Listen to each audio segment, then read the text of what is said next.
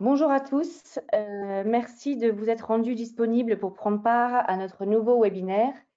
On va commencer, il est 14h05, en attendant que le reste de l'audience se connecte. Je suis Rebecca Zantir, responsable de la communication et du marketing pour l'équipe francophone de Microsafe Consulting. Alors, aujourd'hui, pour cette nouvelle session, nous sommes très heureux de vous retrouver pour notre thématique du jour qui porte sur le potentiel de la transformation digitale dans le secteur de la microfinance en zone UEMOA. Donc, on le sait, la technologie peut aider les institutions de microfinance traditionnelles à surmonter les défis tels que les coûts d'exploitation élevés ou encore les risques opérationnels importants. Alors, si cette digitalisation est essentielle, comment est-ce que les acteurs de la microfinance peuvent-ils surfer sur la vague de manière efficace en prenant en compte la présence de l'ensemble des nouveaux acteurs sur le marché? Donc, c'est ce que vont essayer d'éclaircir nos invités du jour avec mon collègue Adama Diaby qui modérera ce panel. Alors, avant de commencer, comme on a souvent l'habitude de le faire, je voudrais vous présenter quelques points logistiques. Alors, tout d'abord, est-ce que vous m'entendez bien? Si vous m'entendez bien, je vous invite à me mettre un petit oui dans la boîte à questions que vous pouvez voir à droite de votre écran. Il y a un onglet questions, donc si vous pouvez me confirmer que vous m'entendez. Super. OK. Génial. Donc, je précise que cette boîte, vous allez pouvoir l'utiliser tout au long de l'échange entre Adama et nos invités pour poser vos questions tout au long du webinaire et nous répondrons à la fin de l'échange avec les panélistes à vos questions. Donc, en effet, l'échange avec nos invités va durer environ 45 minutes, disons, pour ensuite passer à la phase de questions-réponses. Et enfin, notre webinaire est comme d'habitude enregistré et vous le recevrez par mail, mais aussi sur notre site internet dès demain. Alors, avant de rentrer dans le vif du sujet, dernier petit moment de patience, je voudrais représenter MSC en quelques mots pour ceux qui ne nous connaîtraient pas. Donc, nous sommes une société de conseil internationale qui est spécialisée en inclusion financière, économique et sociale.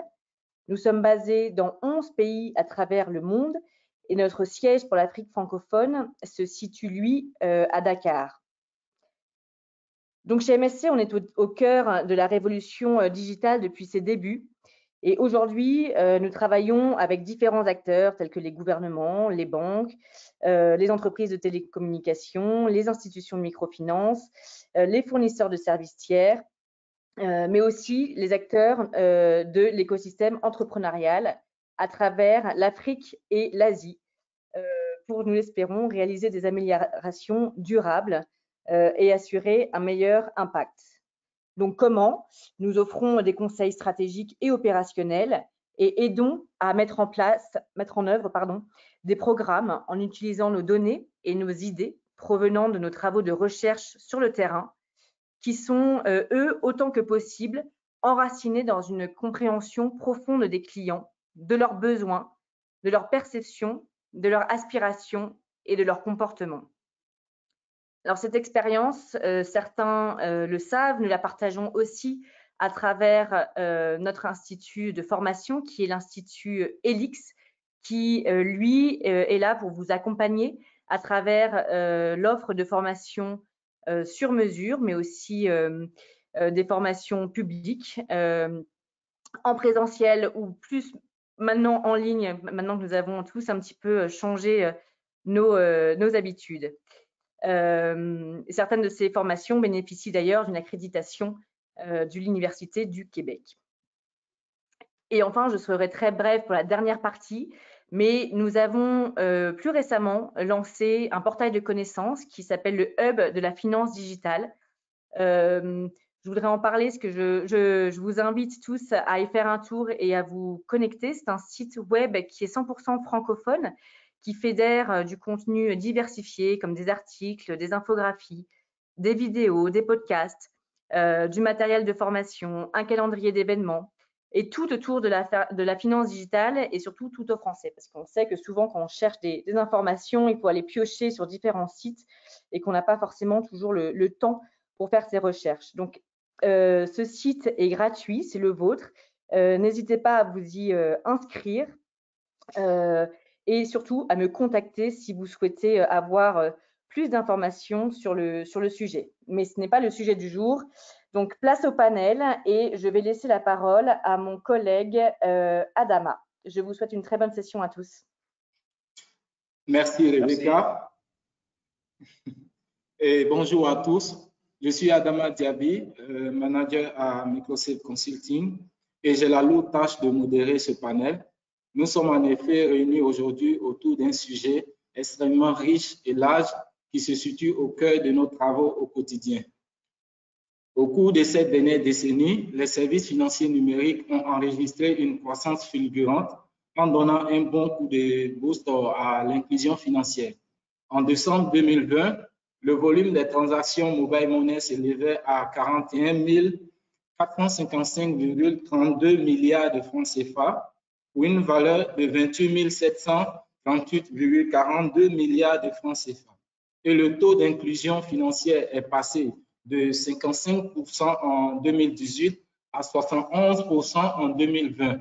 Mais la contribution des microfinances à la création de comptes digitaux reste à 0% dans l'Union. En effet, les nouvelles technologies participent à la vulgarisation des services financiers numériques, offrant des solutions qui permettent de desservir des millions de personnes à faible revenu. Pourtant, seule une poignée d'institutions de microfinance dans l'UEMOA ont entamé leur processus de numérisation et elles sont nombreuses celles qui n'ont pas encore fait le grand saut. Avec une concurrence accrue et l'évolution des préférences des clients pour de meilleurs services, c'est probablement le moment pour les institutions de microfinance à passer au numérique. Nous devons admettre que ce processus s'accompagne de nombreux défis qui vont au-delà des opérations habituelles. Démystifier la question de la transformation numérique, partager des expériences couronnées de succès et mettre en avant le formidable potentiel qu'offre la digitalisation, c'est ce que nous allons tenter de faire pendant nos échanges. Et aujourd'hui, nous avons le plaisir de recevoir 3 experts incontournables du secteur venant de 3 pays différents que nous allons présenter sans trop attendre. Nous allons commencer par M. Faye. M. Faye, vous venez du Sénégal. Voulez-vous bien allumer votre caméra? Elle est déjà allumée et vous présenter. Merci, M. Faye.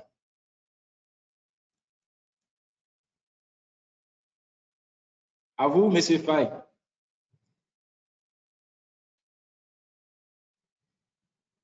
Vous êtes en mute, M. Faye. Bonjour. Bonjour, on vous entend. Merci. Oui, vous m'entendez? Donc voilà, donc je suis M. Latif Faye. Donc je suis chef de service système et réseau informatique à Corée Microfinance Sénégal. Merci, M. Faye. Nous sommes ravis de vous avoir avec nous. Nous passons maintenant à notre invité de la Côte d'Ivoire, M. Adengra. Merci, à vous la parole. Je suis M. Benjamin Adengra, directeur du système d'information de Advance Côte d'Ivoire. Et donc, tout à l'heure, j'ai eu l'occasion de présenter Advance Côte d'Ivoire et vous faire une mise à jour de notre positionnement au niveau de la digitalisation. Merci. Merci, M. Adengra. Merci d'avoir accepté notre invitation. Enfin, nous accueillons M. Ayonzi du Bénin. À vous, M. Ayonzi. Merci beaucoup, M. Diaby. Je suis Franck Ayonzi. Je suis inspecteur du Trésor. Je suis expert en gestion de la politique économique, certifié en monnaie digitale. Et comme vous l'avez dit, je viens du Bénin. Merci, M. Ayonzi. Et une fois de plus, bienvenue, chers panélistes, et merci de vous être rendu disponible. Alors, sans tarder, nous allons ouvrir ce panel avec une question adressée à M. Faye. M. Faye, est-ce que vous pouvez nous donner la situation aujourd'hui de la transformation digitale dans l'Union et aussi profiter de cette occasion, nous présenter le parcours de Cori Microfinance. Merci. Merci Adama. Merci. Aujourd'hui, donc, je représente Cori Microfinance, qui est une société coopérative d'épargne de crédit qui évolue sur l'ensemble du territoire sénégalais et qui compte environ 140 000 clients avec un encours de près de 14,6 milliards. Donc, aujourd'hui, par rapport au secteur, au niveau de l'Afrique de l'Ouest, je crois que globalement, la digitalisation a pris quand même un élan. Donc, aujourd'hui, presque toutes les institutions de microfinance ont soit des projets dans les tiroirs ou bien ont déjà démarré des projets. Et cela se montre à travers les différents partenariats que nous assistons et les différentes conférences qui se font. Ensuite, il y a également, surtout au Sénégal, une panoplie de fintech qui évolue dans le domaine et qui crée vraiment des choses extraordinaires par rapport à cette digitalisation. Donc aujourd'hui, le client, d'ici peu, aura vraiment un choix de solutions pour non seulement accéder à sa banque, mais pour faire ses opérations sans se déplacer. Et à cela s'ajoute également le grand projet d'interopérabilité de la BCEAO qui fera vraiment parfaire l'inclusion financière qui est vraiment aujourd'hui un objectif des autorités. Alors, par rapport à Cori Microfinance, donc, nous avons aujourd'hui entamé cette digitalisation depuis 2016 avec la numérisation de nos opérations de terrain avec les clients de groupe que nous nommons Ban Villageois, qui est l'ADN de Cori.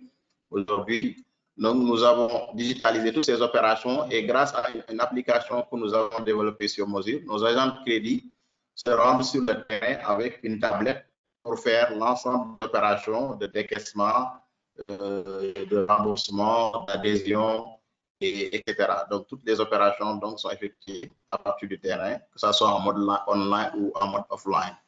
Après ça, nous avons lancé également en 2020 et en plein Covid, le Bank to Wallet, qui nous a beaucoup aidé et qui a permis à nos clients, lors des restrictions, de pouvoir faire leurs opérations sans avoir à se déplacer. Donc, tout simplement en liant leur compte Orange Money à leur compte Cori. Donc, grâce à ça, ils peuvent faire des remboursements, ils peuvent faire des dépôts ou bien des retraits sur leur compte ou même consulter leur solde bancaire.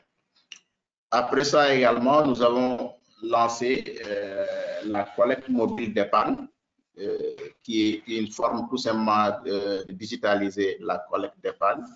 Et nous avons mis en place tout simplement une application qui fonctionne sur TPE et que nos agents collecteurs utilisent pour aller dans le marché, collecter de l'épargne, recruter de nouveaux clients qui sont généralement des commerçants parce que on a privilégié les centres commerciaux tels que les marchés. Ensuite, ces clients-là, une fois qu'ils entament, nous avons mis en place un crédit express et tous ceux qui sont éligibles peuvent facilement obtenir ce crédit-là sans avoir à se déplacer à l'agence. Et après ça, actuellement, donc, nous sommes sur le pilote du réseau d'agents partenaires qui va nous permettre d'être beaucoup plus proches au niveau de nos clients.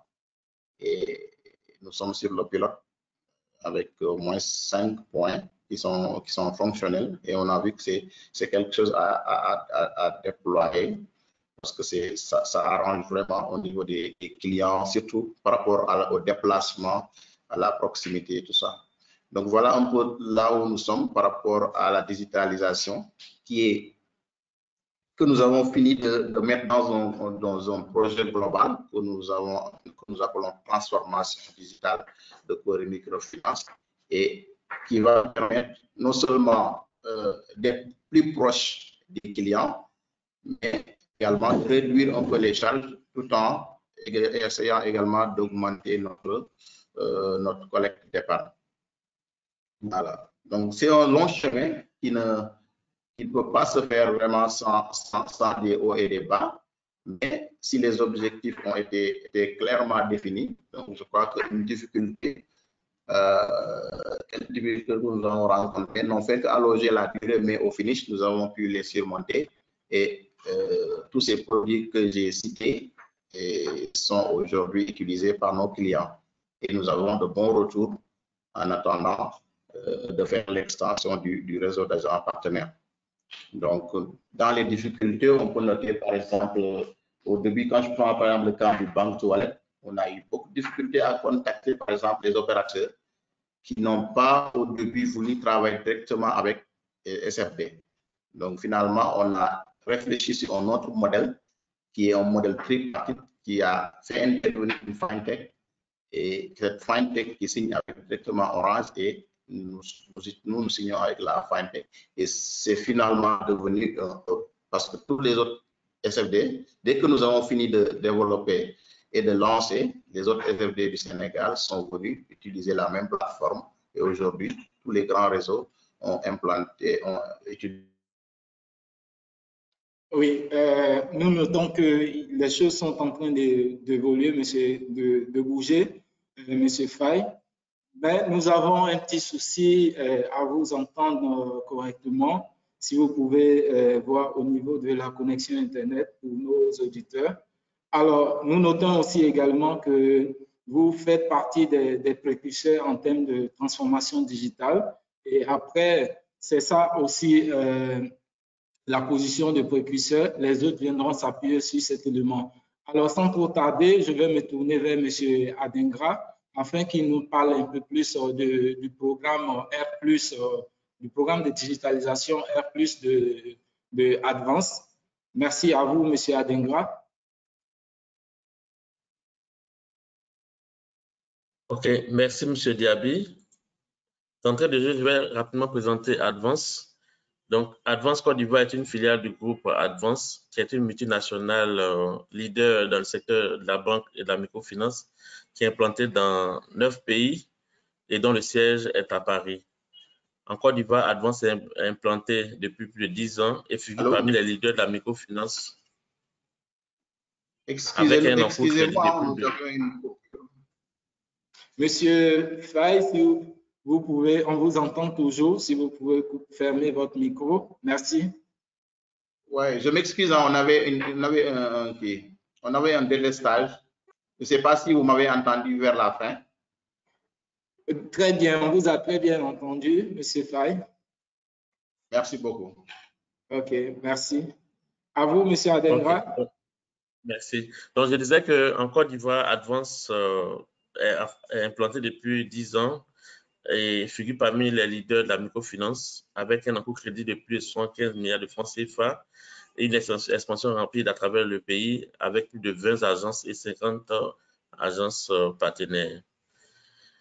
Au niveau de la digitalisation, donc depuis 5 années, le groupe Advance a défini une vision claire, une stratégie digitale cohérente avec des objectifs précis et un plan d'action à travers donc le programme de transformation digitale nommé R+.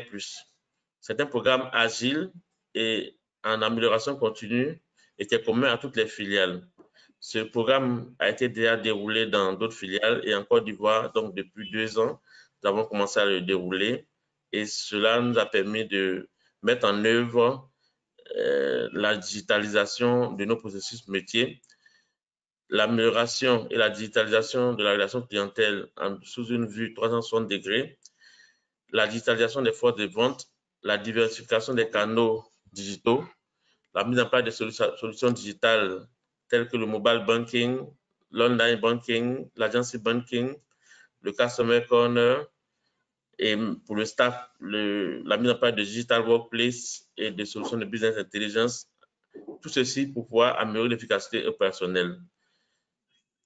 Comme le disait mon prédécesseur, les défis sont nombreux, notamment les défis liés au coût, au délai, à la complexité, aux compétences, à la licence de changement, mais nous avons su prendre le taureau par le cornes pour contourner donc ces défis grâce donc aux bonnes pratiques que nous avons mis en place grâce à une équipe bien structurée que nous avons mis en place aussi grâce à la bonne implication des dirigeants, grâce à une bonne planification et à une bonne gestion du changement. Merci. Et je pourrais donc compléter par d'autres points tout à l'heure dans la suite. Merci, merci, M. Adingra. Et nous constatons que vous avez tous les deux, que ce soit à Advance comme à Cori, vous avez de beaux exemples de transformation digitale. Et maintenant, nous allons revenir sur certains points qui sont vraiment intéressants dans vos interventions à la suite de nos échanges. Alors, nous allons changer désormais de pays encore. Nous allons nous tourner vers M. Ayonzi pour parler de développement et de stratégie. Alors, M. Ayonzi, à quoi ressemble le développement et la stratégie de la transformation digitale dans la zone UEMOA? Merci à vous. Merci beaucoup, M. Diaby. En ma connaissance, dans l'espace UEMOA, nous ne disposons pas d'un cadre réglementaire ou d'une stratégie commune supranationale sur le plan du numérique. Il faut quand même faire remarquer que chaque pays a sa stratégie numérique et pour pallier cette carence-là, depuis quelques années, la commission de l'UEMOA, par exemple en 2021, en collaboration avec la BOAD, a signé une convention de partenariat pour l'accélération de la transformation digitale dans la zone UEMOA. Ce partenariat a pour but majeur, d'accord, d'implémenter la transformation numérique aussi bien dans les services publics que dans les services privés, afin d'améliorer considérablement la productivité des entreprises et faciliter le quotidien des ménages. Surtout que nous avons tous connu la crise liée à la pandémie de la COVID. Et donc, je pense que le numérique, d'une manière ou d'une autre, s'est imposé à chaque pays. Et ce que les autres panélistes ont eu à dire tout à l'heure montre qu'un effort est déjà fait au niveau des microfinances ou des structures de microfinance ou de microcrédit, mais ce n'est pas une génération spontanée. Ce qu'il faut savoir, c'est que progressivement, dans le temps, la digitalisation de nos pratiques s'est, disons, imposée au quotidien. Le deuxième aspect que je voudrais montrer en ce qui concerne le cadre dans la zone UEMOA concerne en fait le programme régional de développement de l'économie numérique qui a été présenté lors de la 31e session extraordinaire du comité interparlementaire de l'UEMOA qui s'est tenue à Dakar. Et donc, le but est de, disons, de définir, de baliser un peu le terrain pour tout ce qui concerne la transformation numérique dans quasiment tous les secteurs. Et pour y arriver, au niveau de la commission de l'UEMOA, il y a eu une enquête dans l'ensemble des 8 pays de l'UEMOA et des services prioritaires ont été définis. Et donc, le processus démarre par 10 services prioritaires qui concernent les ménages et 10 autres services à l'endroit des entreprises. De façon pêle-mêle, on peut citer par exemple la demande ou l'obtention de l'extrait d'état civil, le casier judiciaire, les certificats de nationalité, la carte d'identité qui est devenue, je pense, dans quasiment tous les pays biométriques, les demandes de visa qui se font de plus en plus en ligne, les déclarations des paiements d'impôts et taxes en ligne. Donc, il y a eu une panoplie, au total 20 secteurs prioritaires qui ont été définis. Et donc, cela montre que le processus est en marche et que pour la plupart des pays, il y a un alignement. Et ce qui vient renforcer un peu, disons, cette vision au niveau de la sous-région sont les dispositions nationales. Et je veux donner l'exemple de mon pays, par exemple, où on a désormais un ministère en charge de l'économie numérique, ce qui n'était pas le cas par le passé. Et je pense que c'est la même chose au Sénégal, où l'économie numérique a pris un portefeuille ministériel. Et la même chose également pour ce qui nous rassemble ce soir, les microfinances également au Bénin ont désormais leur ministère, alors que par le passé, c'était des directions en charge des questions de microfinance. Tout ça, c'est pour démontrer, comme le disait mon ami Adingra, la volonté politique qui accompagne le processus de digitalisation dans la sous-région.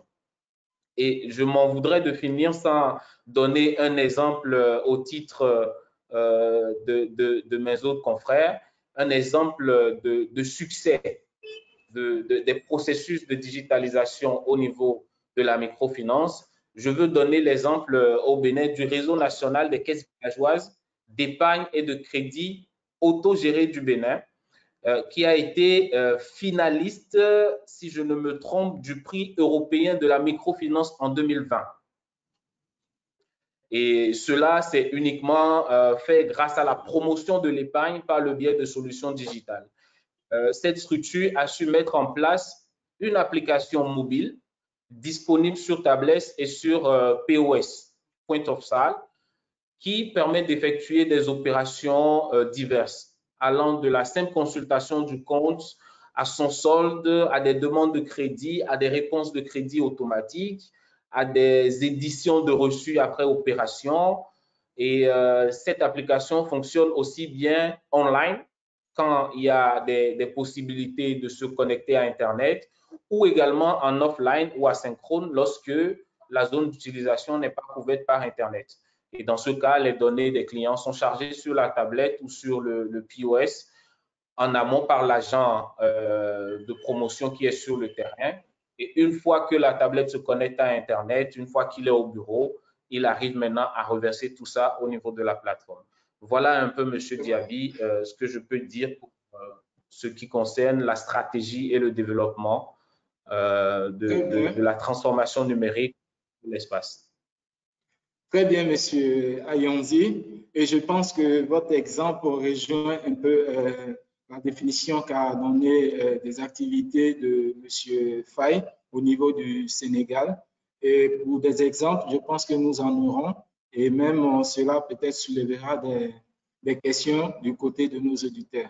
Alors, sans trop tarder, je vais me tourner vers Monsieur Adingra. Monsieur Adingra, comme nous parlons tantôt de stratégie, alors, la question est la suivante, c'est de savoir votre stratégie numérique, comment est-ce qu'elle arrive à protéger les clients et aussi l'institution contre les violations des données et aussi l'usurpation d'identité. Merci. Est-ce que vous pouvez nous éclairer sur ce point? Ok, merci, Monsieur Diaby. Effectivement, notre stratégie numérique favorise non seulement l'inclusion financière, mais aussi la santé financière des clients à travers donc des produits adaptés grâce au digital et attractifs, un bon accompagnement, la diversification, comme je l'ai dit tantôt, des canaux digitaux, mais aussi la possibilité aux clients de faire désormais leurs opérations à distance et en toute sécurité sans se déplacer. L'amélioration surtout de la connaissance du client, donc le KYC, et l'amélioration de la communication avec le client, avec des réductions aussi des délais de traitement, la réduction rapide donc des incidents, des plaintes clients, et tout est mis en œuvre à notre niveau pour protéger l'identité du client, pour protéger ses données, conformément aux réglementations en vigueur, notamment la réglementation générale pour la protection des données à caractère personnel, et pour aussi s'assurer que toutes les transactions sont sécurisées de bout en bout et que le client peut en toute confiance travailler avec nous. Donc, voici un peu ce qui est mis en œuvre à notre niveau pour garantir donc une satisfaction, une fidélisation des clients grâce donc à l'amélioration de leur santé financière et la protection des données. Merci, Monsieur Adingra. Alors, je pense que ces points aussi nos auditeurs nous rappelleront qu'ils peuvent laisser des questions que nous allons s'efforcer à répondre avant la fin du panel ou bien après. Alors, je vais demander à Monsieur Faye, fort de son expérience, Monsieur Faye, fort de votre expérience, que pouvez-vous nous dire concernant les risques auxquels s'exposent les institutions de microfinance qui s'engagent dans le processus de transformation digitale. Je sais bien qu'en introduction, vous en avez touché un peu. Est-ce que vous pouvez nous éclairer sur ce point? Merci.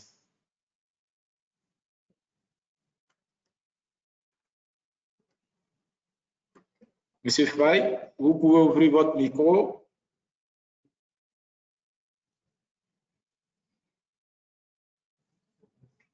Nous ne vous entendons pas. Monsieur Faye, est-ce que vous pouvez ouvrir votre micro?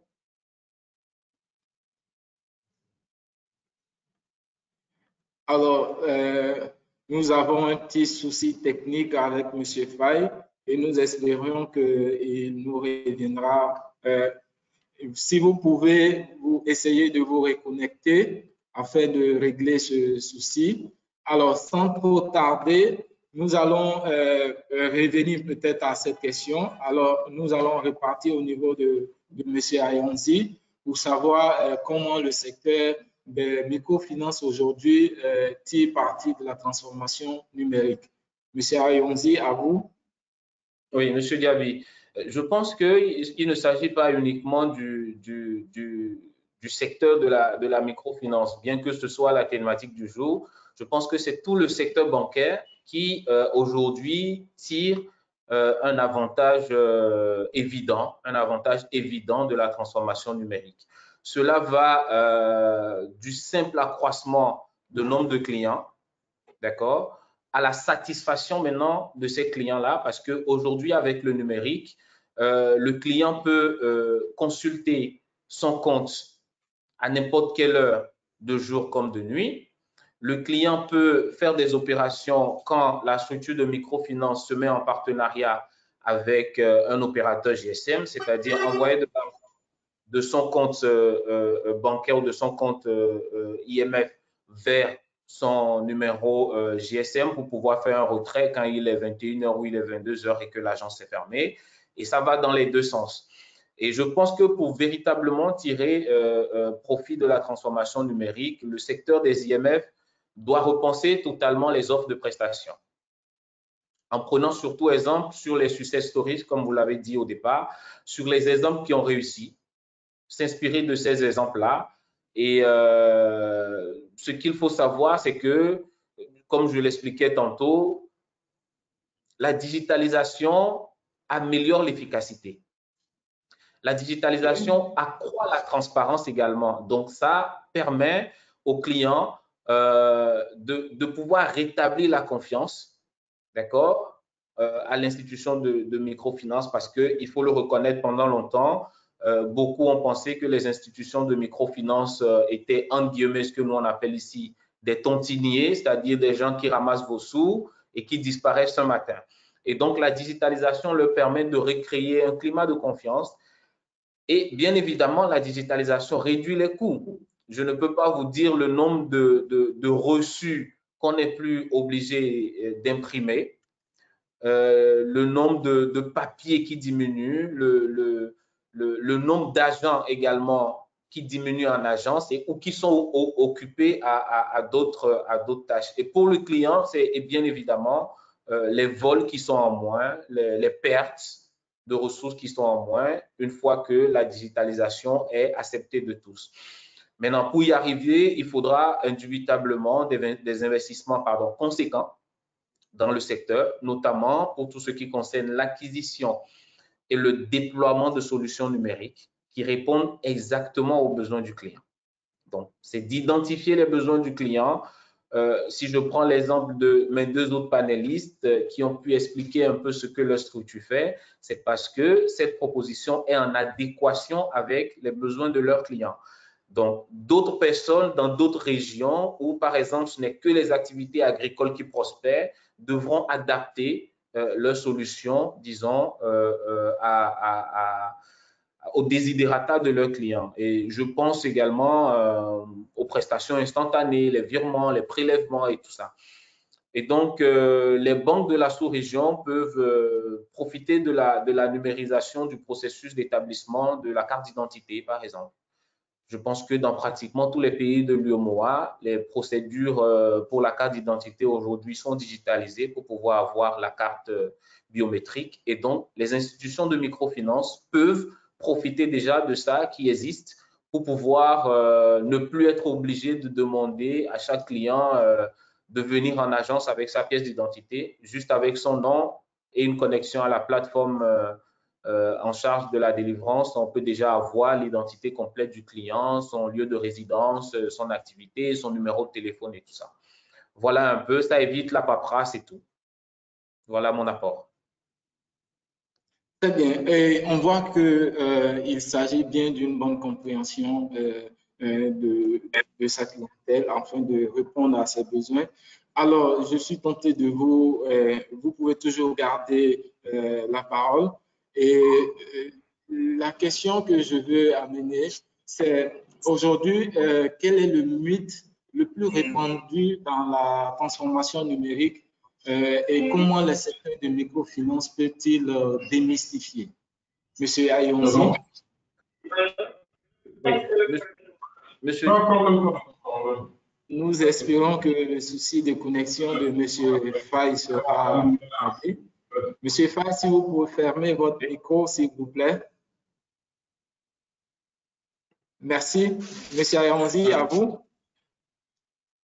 Voilà, donc je disais tantôt que le mythe, à mon avis, le plus répandu et qui est en lien avec la numérisation, c'est l'usurpation d'identité. Et ça, je me place dans un premier temps du côté de la clientèle. La plupart des clients au niveau des IMF ont peur que leur identité soit usurpée, soit pour faire des demandes de crédit à leur place, ou soit simplement pour vider leur solde au niveau des IMF. Cela me paraît primordial. C'est un mythe, mais en même temps, c'est une crainte justifiée.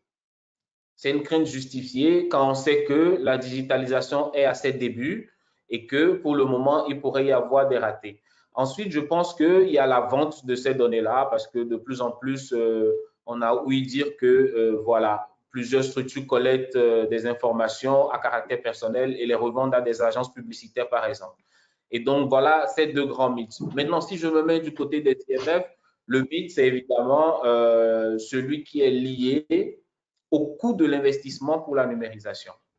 Parce que la plupart des IMF pensent que pour pouvoir passer des opérations classiques version papier à la numérisation, il faut déployer de gros efforts. Alors qu'en réalité, aujourd'hui, avec la numérisation qui se généralise, la digitalisation qui se généralise dans pratiquement tous les secteurs, je pense que les coûts sont réduits, les équipements sont accessibles et il y a également ce qu'on appelle dans le jargon bancaire l'interopérabilité. Et donc, qui va permettre un partage d'outils, un partage de moyens, un partage de connaissances. Et donc, je pense que pour combattre l'ensemble de ces mythes-là, il va falloir juste discuter, échanger, multiplier les séances comme celle-ci pour pouvoir montrer au grand nombre que la digitalisation, la numérisation n'est plus un luxe. Ce n'est plus uniquement accessible à une certaine catégorie de personnes, mais qu'à partir du moment où dans nos villages, dans nos campements, dans les contrées les plus éloignées, on peut avoir l'accès au réseau GSM, on peut déjà commencer par digitaliser, ne serait-ce que la plus petite unité au niveau des structures des IMF. Merci, Monsieur Ayonzi. Et je pense que ce sujet reviendra. La digitalisation n'est plus un luxe et je le retiens. Alors, sans trop tarder, nous allons nous tourner vers Monsieur Adengra pour savoir quel est le comportement que vous adoptez face aux concurrents, aux nouveaux concurrents numériques. Monsieur Adengra, à vous. Vous êtes en mute. Est-ce que vous pouvez ouvrir votre micro?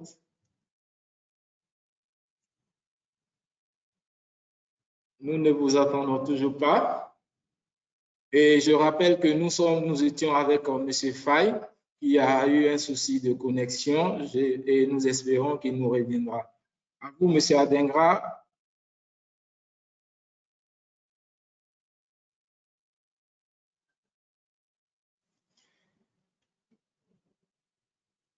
Nous ne vous entendons pas.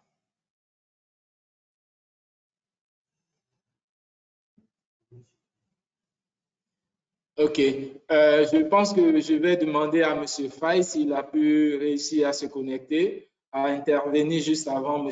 Adengra, précisément sur cette question de la concurrence. M. Faye, à vous.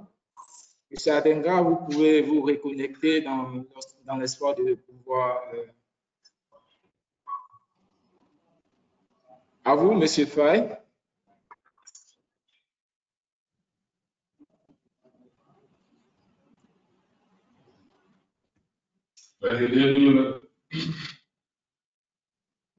Oui, Monsieur Faye, nous vous entendons. Est-ce que vous pouvez allumer votre caméra?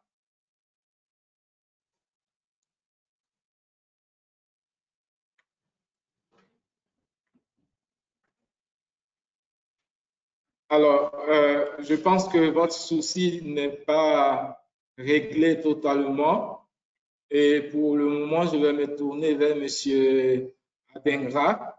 Est-ce que vous avez la possibilité de vous faire entendre, Monsieur Adengra? Toujours pas, nous ne vous entendons pas, Monsieur Adengra.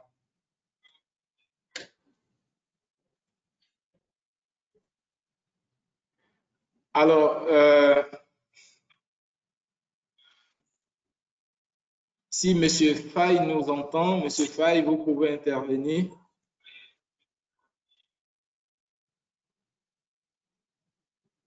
Oui, M. Diaby? Oui, monsieur, allons-y.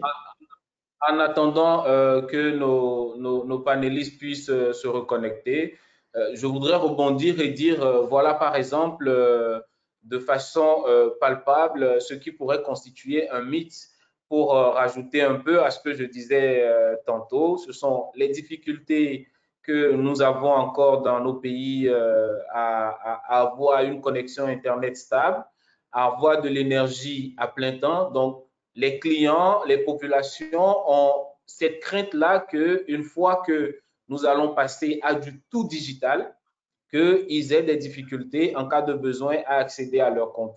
Et l'idée me vient déjà de suggérer que pour les structures de microfinance, de microcrédit, que le passage de la version classique à la version totalement numérique ne se fasse pas de façon instantanée et qu'on puisse toujours donner la possibilité à ceux qui le souhaitent de passer en agence pour faire leurs opérations, que cette porte-là reste ouverte en cas de dysfonctionnement. Mais j'ai foi quand même que d'ici quelques années, toutes ces difficultés-là seront conjuguées au passé et que nous pourrions tous, disons, profiter vraiment de tous les avantages du numérique. Merci, monsieur Adengra. Effectivement, comme vous venez de le souligner, la question de la digitalisation, il y a la question de l'interopérabilité, vous avez dit, la question de la stabilité de l'Internet, comme vous l'avez souligné. Et je vais encore faire un check au niveau de M. Faye du Sénégal ou M. Adengra. Monsieur Faye, est-ce que vous pouvez parler? Est-ce que vous nous entendez?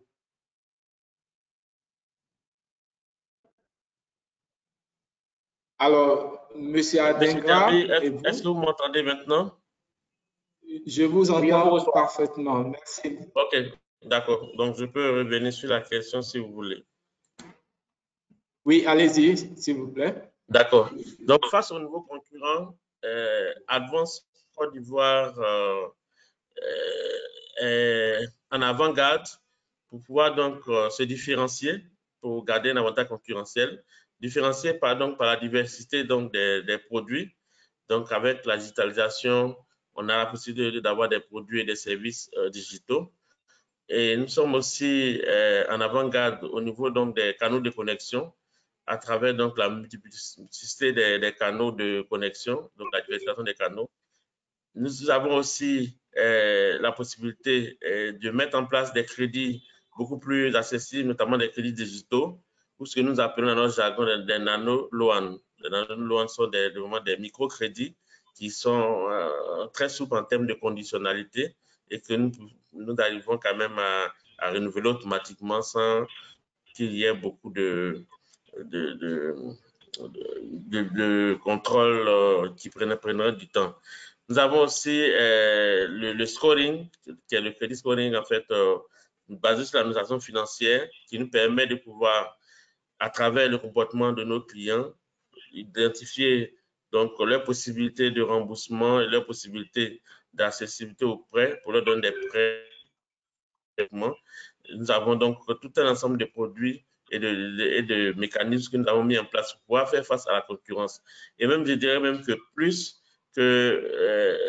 plutôt que de voir les nouveaux arrivants, notamment les fintechs comme nos concurrents, nous les voyons beaucoup plus aussi souvent comme des partenaires parce que nous avons des projets pour lesquels nous travaillons avec ces fintechs-là pour essayer donc d'ensemble de créer de la valeur, de créer de la richesse et permettre d'avoir des partenariats gagnant-gagnant. Merci, M. Diaby. Merci, M. Adengra. Vu que le problème de connexion est résolu, alors, M. Adengra, oui, M. Faye, on vous entend. Oui, on vous entend. Allez-y, M. Faye. Moi, je n'ai pas très bien compris ce qui s'est passé. Je me connectais, mais toujours mon micro était même activé, mais vous ne m'entendiez pas. Ok, M. Adengra, nous allons revenir juste après M. Faye vers vous. M. Faye, allez-y, on vous écoute. Merci. Bon, peut-être que j'ai un peu raté les premières questions. Là, je peux directement intervenir sur la question des concurrents pour ne pas faire reculer. Parce que nous, à notre niveau, oui, on considère que c'est vrai que c'est une concurrence parce que nous avons les mêmes cibles, mais je considère que c'est une collaboration, en fait, ou même une circonstance d'opportunité. C'est en quelque sorte, on peut dire, si on a entre guillemets une compétition, un partenariat nécessaire entre les SFD et les fournisseurs de services financiers. L'exemple du banque toilette est là. Par exemple, aujourd'hui, nous avons le banque toilette qui non seulement est bénéfique pour les SFD parce que nous avons besoin pour que nos clients puissent faire des opérations plus rapidement, faire des remboursements à temps sans se déplacer, mais aussi c'est une bonne opportunité pour l'opérateur. Donc aujourd'hui, c'est un partenariat gagnant-gagnant entre les SD et l'opérateur. Donc il y a cette sorte de collaboration, cette sorte de compétition entre ces acteurs, donc qui peut être vue de cet angle-là, au lieu que ça soit une concurrence très rude. Parce qu'avec le numérique aujourd'hui, c'est une collaboration forcément. Donc si on essaie d'aller seul ou on dit c'est moi, pas l'autre, on risque de passer à côté. Merci, monsieur Faye. Effectivement, nous assistons à beaucoup de partenariats aujourd'hui. Alors, monsieur Faye, nous allons poursuivre avec vous, compte tenu du souci de connexion que vous avez eu. Alors, est-ce que vous pouvez nous parler, quelles recommandations feriez-vous en matière de protection et confidentialité des données des clients? À vous. En matière de protection, allô, oui. Allez-y, on vous entend. Allez-y. Vous m'entendez? Oui, moi je dirais que protéger les clients, c'est déjà commencer par protéger nos données.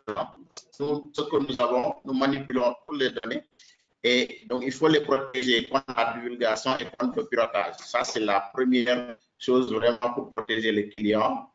Et aujourd'hui, avec l'avènement du cloud, on sait que tout le monde fait la course. Donc, où la tendance est vraiment héberger ces bases de données et ces applications dans le cloud. Ce qui constitue ou peut constituer une faille forcément sur la protection des données des clients. Donc, ce qu'il faut faire, c'est que c'est vrai qu'on s'assure que nos données soient toujours, ou que nos bases de données soient toujours dans nos serveurs locaux à jour.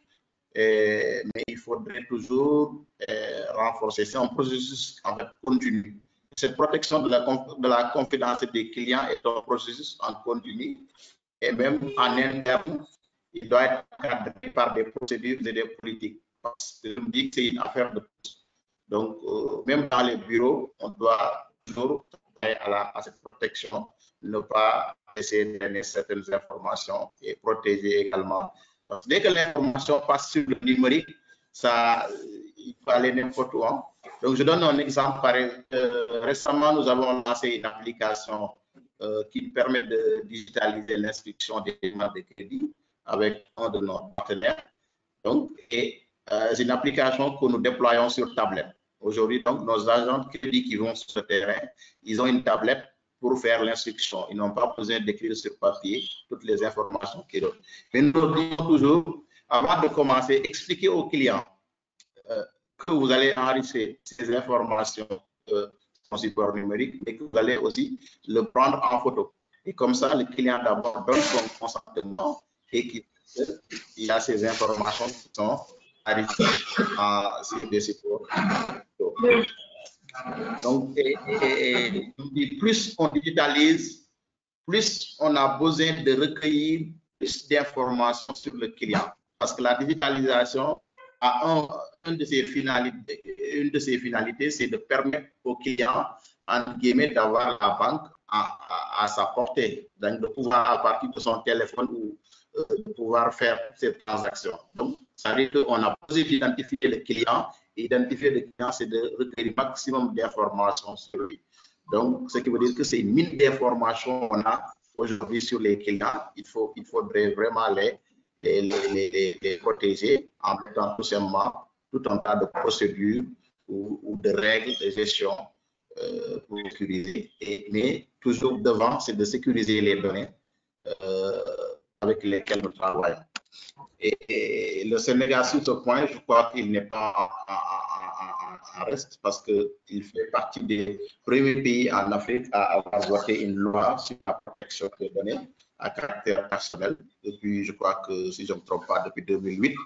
Donc, une loi existe sur ça et il y a même l'existence d'une commission de protection des données personnelles et qui travaille beaucoup et qui sensibilise beaucoup. Parce qu'aussi, il y a le client qui doit comprendre cette notion de protection des données clients.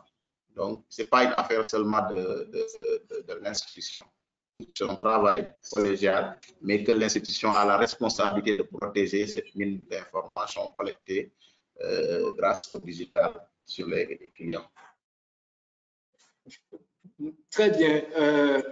Il y a là une question de protection des données. Et les données aussi, l'utilisation que faudrait-il en faire. Alors, Monsieur Ayonzi, que pourrait-on faire aujourd'hui pour maintenir, pour soutenir l'accès de la microfinance à certaines informations sur les clients afin d'améliorer le crédit scoring? Oui, Monsieur Diaby, je voudrais d'abord préciser que le crédit scoring. Monsieur Faye, vous pouvez...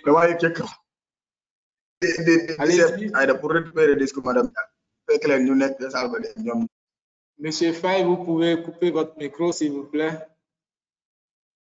OK, allez-y, Monsieur Aronzi.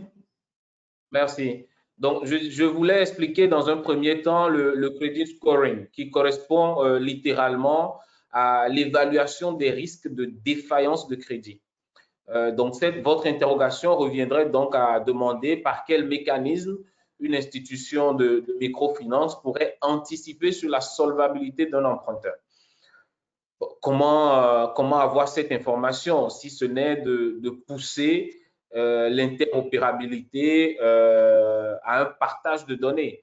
C'est-à-dire que pour le moment, on est, disons, à une sorte d'interconnexion, mais il faudrait résolument passer à l'interopérabilité, disons, quasi totale. Le credit scoring, est utilisé aux États-Unis. Disons que c'est même un thème qui vient de la pratique américaine dans le secteur bancaire. Et ils ont des plafonds d'appréciation. Si je ne me trompe pas, les notes de credit scoring s'échelonnent de 300 pour très mauvais à 850 pour très bon.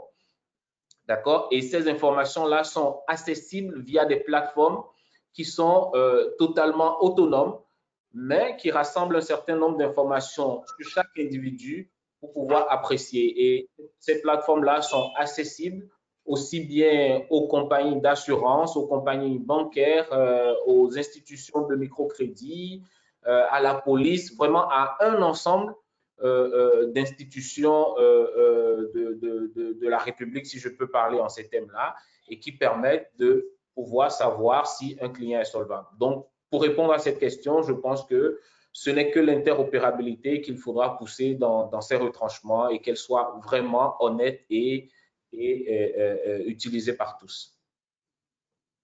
Alors, Monsieur Ayonzi, je vais rebondir sur l'interopérabilité pour vous adresser une question sur l'évolution dans l'Union.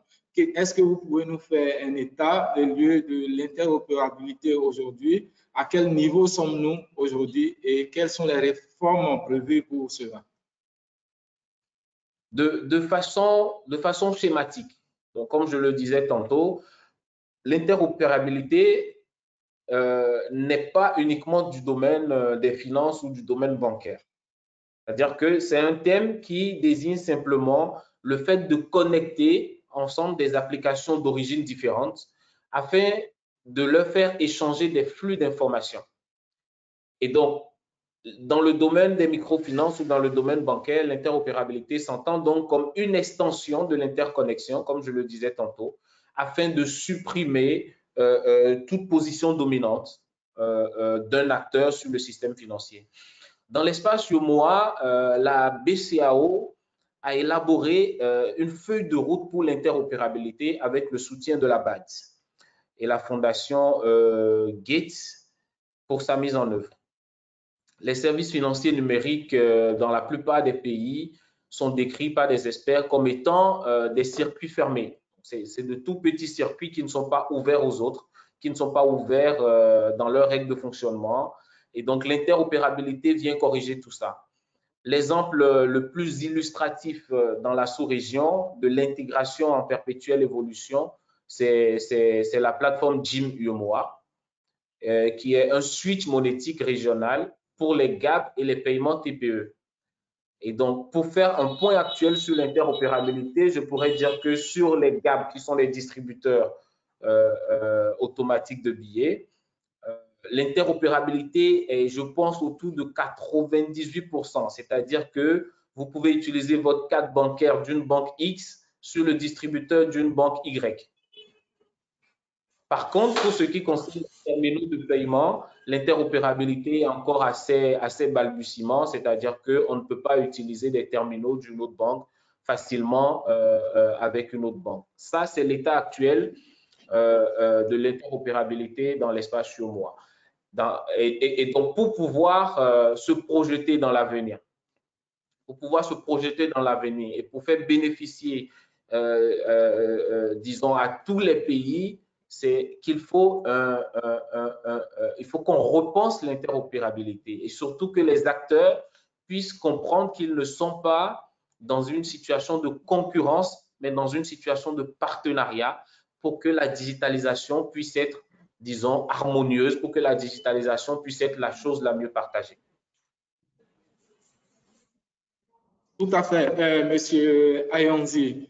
Et on a tous envie que l'interopérabilité soit une réalité dans la sous-région parce que vraiment les avantages qui sont liés à cela et grâce à elle, on fera vraiment un saut supplémentaire vers l'innovation. Et pour parler d'innovation, nous allons essayer de faire un tour de table. Selon vous, à quoi ressemble l'avenir de la microfinance, disons, dans 5 ans? Et je vais commencer par M. Adengra et ensuite nous irons, M. Faye prendra la parole et après M. Ayonzi. Merci. Ok, merci M. Diaby. Effectivement, le secteur bancaire et de la microfinance est en pleine transformation. Donc, d'ici 5 ans, et même ça commence déjà, nous allons avoir beaucoup plus de banques digitales. On parle du concept de néobanques ce sont des banques qui vraiment fonctionnent purement dans le digital, où toutes les opérations bancaires se font soit via le mobile ou via un portail connecté Internet online, et tout se fait exclusivement en ligne, comme j'ai dit tantôt. Et ces banques sont hébergées dans le cloud, donc plus ou moins le cloud, je pense que l'auditoire connaît ce que c'est.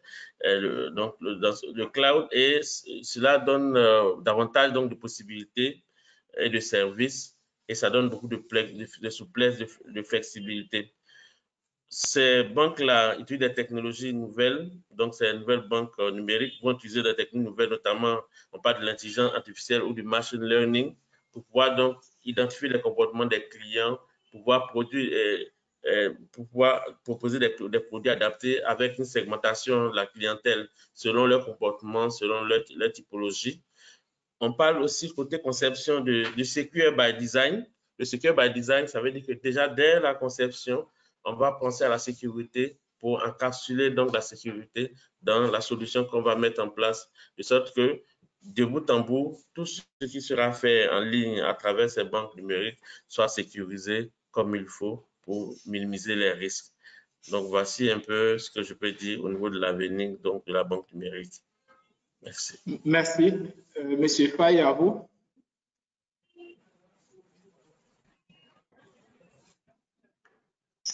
Bon, je crois que je vais aborder dans le même sens que mon prédécesseur. Je crois que c'est connu. Hein? Donc, aujourd'hui, avec la digitalisation, c'est un processus qui est entamé et qui va aller de l'avant. Donc, on va vers ce qu'on appelle donc la banque.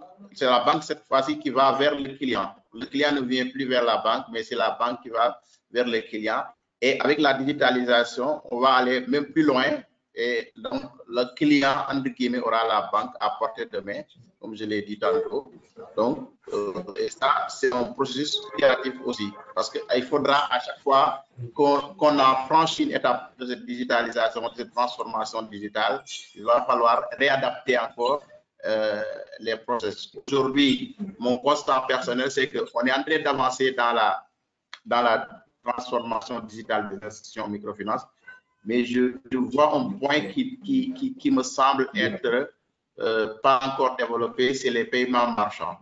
Donc aujourd'hui, on doit encore plus former non seulement les commerçants et la population, de sorte à avoir plus confiance à utiliser ces outils. Donc ici en Afrique de l'Ouest, on n'est pas encore du niveau comme des pays comme le Kenya où tout le monde a fini par adopter ce processus. Je crois que c'est là où vraiment on doit aller. Après avoir entamé tout ce processus de transformation digitale, il faudra maintenant plus intégrer la population. C'est vrai, on les intègre en leur offrant nos produits, mais il faudrait également les former à pouvoir utiliser ces produits ailleurs et dans leur vie quotidienne. Et ça, c'est vraiment un point important qui est le paiement marchand qui doit être pris en compte.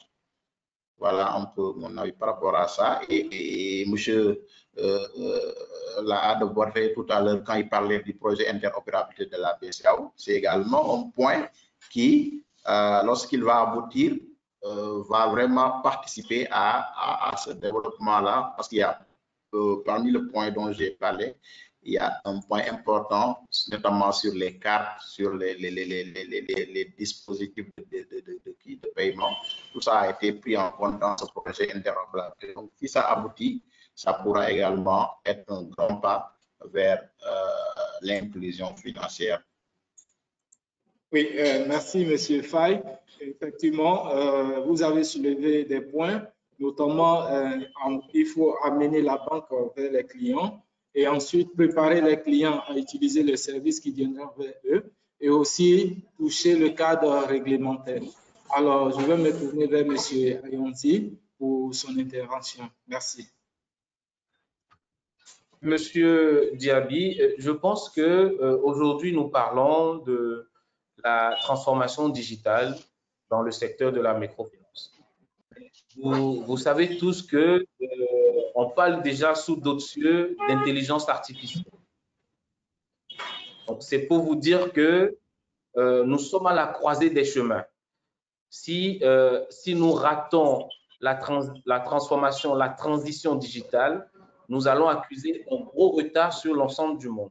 Et je pense que les autorités à divers niveaux, dans l'espace FUMOA, sont conscients de ça et qu'un travail a déjà commencé. Mais je pense que la banque numérique, la digitalisation doit se réinventer et se faire approprier en Afrique de l'Ouest. Pourquoi? Parce que la population ne va pas arrêter de croître, aussi bien en nombre qu'en exigence de la qualité des services. C'est-à-dire que nous serons plus nombreux et le client va être de plus en plus exigeant face à la qualité des services qu'il reçoit. Donc, on devra tendre vers des agences vraiment digitalisées, avec de nouvelles technologies, des offres beaucoup plus larges pour permettre les opérations à distance pour un gain de temps pour le client et, je l'espère bien, un gain de ressources pour les structures de microfinance. Merci. Merci, Monsieur Ayanzi. Et pour finir, je pense que nous allons faire rapidement un rapide tour de table pour recueillir vos différents conseils que vous donneriez aux institutions de microfinance dans le processus de digitalisation. Et ça sera peut-être vos mots de fin. Et pour ce faire, M. Ayanzi, vous allez garder toujours la parole. À vous. Aux institutions de microfinance, je pense qu'il faudra les encourager. Il faudra les encourager pour celles-là qui ont déjà compris l'importance de la transformation digitale et qui sont déjà dans cette logique-là, qui ont déjà commencé. Et pour les autres qui sont encore un peu dubitatifs, qui sont encore un peu réticents, c'est de leur dire que ils ont l'accompagnement des autorités politiques, des autorités bancaires, des autorités administratives au niveau de l'espace. Donc, ce n'est même plus une question de pays ou d'État ou de nation. C'est carrément au niveau de la sous-région ouest-africaine que cette dynamique-là est désormais en marche. Et je pense que c'est un train qui ne va pas s'arrêter de sitôt. Donc, nous avons tous intérêt à expliquer les bienfaits, à expliquer le bien fondé de la digitalisation, surtout les gains qu'on y retrouve quant à l'inclusion financière qui, ma foi, commence par sortir bon nombre de nos populations de la précarité. Donc, ce serait d'encourager ces institutions-là à s'engager, à se rapprocher des structures spécialisées pour pouvoir démarrer. Merci pour ces conseils et nous allons demander à M. Faye de nous donner son avis sur le point en termes de conseils aux institutions de microfinance. Oui, je crois que c'est clair aujourd'hui, hein, la digitalisation n'est plus un luxe ou un choix, c'est une alternative, c'est maintenant devenu presque une obligation de passer par ce chemin. Parce qu'aujourd'hui, les clients deviennent de plus en plus exigeants et comme l'a dit monsieur, je crois que c'est monsieur Ayanzi. Ayanzi, oui. Donc, la population devient de plus en plus nombreuse. Les gens n'ont plus le temps d'aller faire des cours au niveau des banques ou bien de se déplacer, parfois même. Donc, aujourd'hui, toute institution de microfinance qui veut continuer à exister doit forcément passer par la digitalisation et offrir des services digitaux et des produits adaptés à ses clients. Donc, voilà. Et pour s'y lancer également, il faut vraiment aller étape par étape. Donc, je ne dirais pas comme nous l'avons fait, mais je crois que c'est parce que c'est plusieurs domaines et c'est un processus qui est assez long. Donc, à chaque fois qu'il y a, pour chaque projet, il faudra aller vraiment pas à pas faire des tests pilotes et avant de déployer au niveau de tout le réseau. Je crois que c'est ça, mon avis par rapport à cette question. Merci. Nous retenons que la digitalisation est une question existentielle pour les institutions de microfinance et aussi il faut une démarche assez méthodologique pour pouvoir vraiment y arriver. Alors, Monsieur Adengra, à vous. Oui. Nous vous entendons. Quels conseils donnerez-vous aux institutions de microfinance pour la transformation digitale? Merci, M. Diaby. Alors, mes conseils vont se résumer en quelques mots. Le premier mot, c'est le mot agilité. Un projet de transformation digitale est un projet un peu complexe parce que c'est même plus un programme qu'un projet parce qu'il y a beaucoup de projets qui rentrent en ligne de compte. Donc, il faut travailler en mode agile pour pouvoir améliorer de façon continue ce qu'on entreprend et pouvoir ajouter à chaque fois des innovations. Le deuxième mot, c'est résilience. Résilience parce qu'il peut y avoir des moments d'échec, il peut y avoir des imprévus, mais il faut pouvoir se transformer, pouvoir s'adapter pour pouvoir donc réussir à aller jusqu'au bout de la transformation numérique. Et le dernier mot, c'est donc le fait que le système de la transformation digitale ne peut être garanti que si toutes les parties prenantes sont bien impliquées et que les enjeux de sécurité sont intégrés dès les premières étapes du programme de transformation digitale et tout au long donc du développement de ce programme de transformation digitale. Merci. Merci, M. Adengra. Et nous retenons bien que les thématiques à retenir dans le processus, il s'agit de le faire de façon agile, dans l'agilité et aussi la résilience. Et après, il faut vraiment un processus assez cohérent.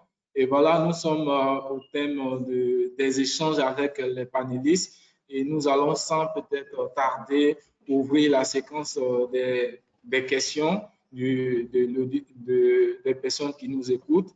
Et je ne vais pas, sans trop de transition, passer la main à Rebecca pour la suite du panel. Merci. À toi, Rebecca. Merci, merci Adama, merci à tous pour vos partages qui ont suscité beaucoup de questions. Vous avez été plutôt bavard, donc ce qui était bien, mais du coup, on va tâcher de répondre à un maximum de questions. Je rappelle à l'audience que si nous n'aurions pas le temps de répondre à toutes vos questions, ne vous inquiétez pas, nous y répondrons à la suite de ce webinaire par email. Pour ceux qui souhaitent poser des questions supplémentaires, vous pouvez toujours le faire dans la boîte à questions en bas à droite de votre écran. Alors, on va tout de suite commencer. Donc, la première question qui était pour Cory.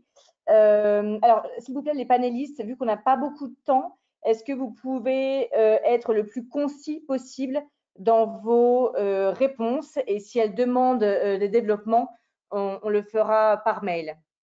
Alors, pour Cory, Monsieur Faye, la question est quels sont les impacts et les chiffres en termes de réalisations concrètes? Y a-t-il eu une croissance quand l'entreprise s'est transformée? Est-ce que vous pouvez prendre cette question? Oui. Bon, comme le temps ne permet pas, je vais être très bref et concis en donnant juste des exemples. Par exemple, je commencerai par la première composante de notre projet, quand nous avons digitalisé les bancs villageois que nous usions.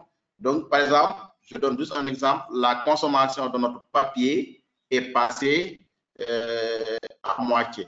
Donc, ce qu'on utilisait, le stock qu'on utilisait dans l'année, nous avons ajouté un stock la moitié pour fonctionner. Donc, on a réduit carrément notre consommation de papier à 2. Au niveau des agents de crédit, on a un gain de temps, on a une forte réduction du taux d'erreur sur les données. Par exemple, je suis du système d'information. Quand je parle de ça, ça veut dire que je passais plus de temps à assister les utilisateurs, à faire des corrections, à revenir. Mais lorsqu'on a digitalisé, cette partie-là vraiment a été éliminée à plus de 90%. Donc, ce qui veut dire que de manière concrète, cette digitalisation-là, et ça, je vous parle juste de la première composante. Donc, ça a eu un impact vraiment sur notre travail. Voilà. Donc, quel est le deuxième point? Il dit quoi? Croissance. La croissance que l'entreprise est transformée. Oui, il y a une croissance forcément, surtout au niveau de l'épargne, au niveau de la clientèle. Par exemple, quand nous avons lancé la collecte mobile en un temps record, nous avions enregistré beaucoup de clients et nous avons collecté beaucoup d'épargne. Et ça, c'est des chiffres qui sont là et qui parlent. Donc, il y a la digitalisation vraiment à aider à améliorer financièrement et opérationnellement notre institution. Merci, Monsieur Faye. J'espère que la réponse était satisfaisante. N'hésitez pas à nous envoyer des messages si vous voulez en savoir plus et qu'on développe les réponses. Je vais maintenant me tourner vers Monsieur Ayonzi. Je pense que vous pouvez répondre à cette deuxième question que je vais vous lire. La plupart du temps, nous parlons de la digitalisation sans parler des réglementations et de la sécurité des données à caractère personnel de ces services. Pensez-vous que nous pouvons atteindre cette e-transformation sans réglementation? J'ai envie de dire tout de suite non. Ce n'est pas possible de mettre en place un process qui est commun à l'ensemble des 8 pays sans avoir une réglementation. Et c'est ce qui a d'ailleurs justifié le retard que les institutions de microcrédit ont par rapport à ce que nous connaissons comme les banques classiques. C'est justement parce que la réglementation n'a pas suivi tout de suite quand il s'est agi de le faire. Mais je pense que pour la plupart des pays de l'UEMOA aujourd'hui, il y a un code du numérique par pays. Je pense que chaque pays a son code du numérique et qui permet de se baser déjà sur ça pour digitaliser, disons, à l'échelle de chaque pays. Maintenant, à l'échelle de l'UEMOA, je pense qu'il y a un travail qui est en cours qui va permettre de refondre tout ça pour avoir un guide. Il ne faut pas oublier non plus que la BCAO a récemment sorti un guide pour la digitalisation des paiements des États membres de l'UEMOA. Donc, c'est de dire que la réglementation est très importante pour éviter justement les abus et les travers. Et à côté de ça, je pense que mon ami du Sénégal l'a dit tantôt, je pense que c'est le cas au Bénin et en Côte d'Ivoire, au Togo aussi, si je ne m'abuse. L'ensemble de ces pays-là disposent aujourd'hui, ou plutôt les parlementaires de ces pays-là ont tous voté la loi sur la protection des données à caractère personnel. C'est de dire qu'aujourd'hui, tous les éléments de succès de la transformation digitale sont réunis. Il ne s'agit plus que d'en faire une fusion à l'échelle de la sous-région. Donc, je pense que oui, il faut une réglementation assez claire, assez limpide, pas trop rigide parce que c'est les débuts. Merci, et nous en prenons le chemin. Merci beaucoup. Merci pour ça. Nouvelle question. La transformation digitale ne vient-elle pas après la transformation tout court qui porte d'abord sur les hommes? Donc, si je comprends bien les questions, est-ce que ça veut dire la transformation digitale ne vient-elle pas après un changement de mentalité? Ne devrait-on pas mettre plutôt l'accent sur une conduite de changement? Est-ce que, Monsieur Adingra, cette question vous inspire? Oui, bien sûr. Merci beaucoup pour cette question. Je partage personnellement cet avis, mais je dirais même plus que la transformation digitale ne vient pas après le changement, que ce soit de mentalité ou le changement tout court, mais ça vient avec le changement. Parce que le changement, l'erreur qu'on avait fait dans les projets classiques au départ, c'était de penser que c'est à la fin du projet qu'on procède à la conduite du changement. Mais avec la digitalisation, c'est dès le départ. Dès le départ et pendant tout le long du processus, il faut continuer à insister sur le changement, notamment changement de mentalité, sensibilisation, formation, renforcement des capacités, communication, documentation, esprit d'équipe.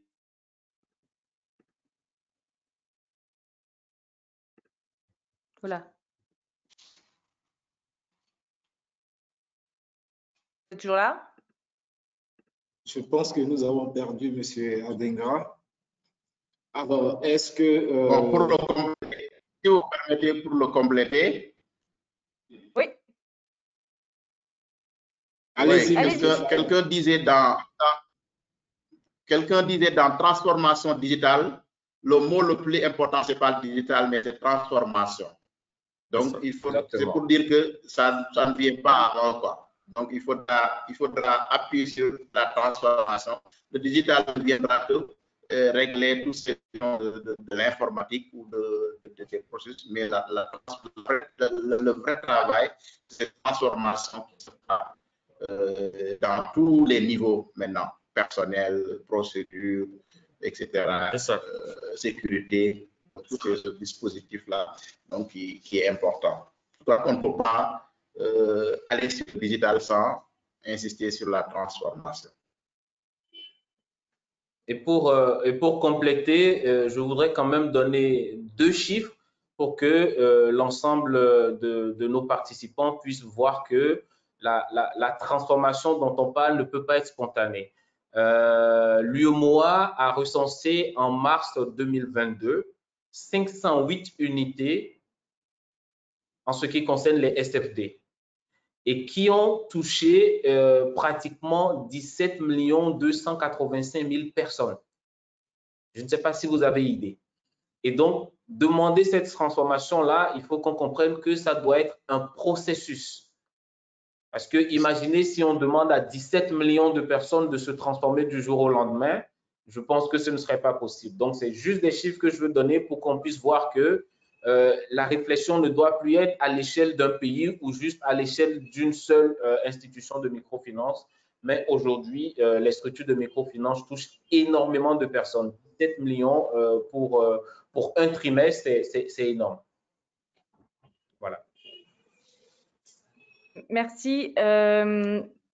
Merci beaucoup. J'ai une autre question. Je vais en prendre que 2. La question, la transformation digitale vient avec des enjeux qu'il est important de discuter. Alors, de qui, régulateurs, institutions financières, et la responsabilité de l'éducation financière de la population. Franck, est-ce que vous voulez garder la main et dire un petit mot? Je vais me hasarder sur la question. Je pense que tout ce qui touche l'éducation financière,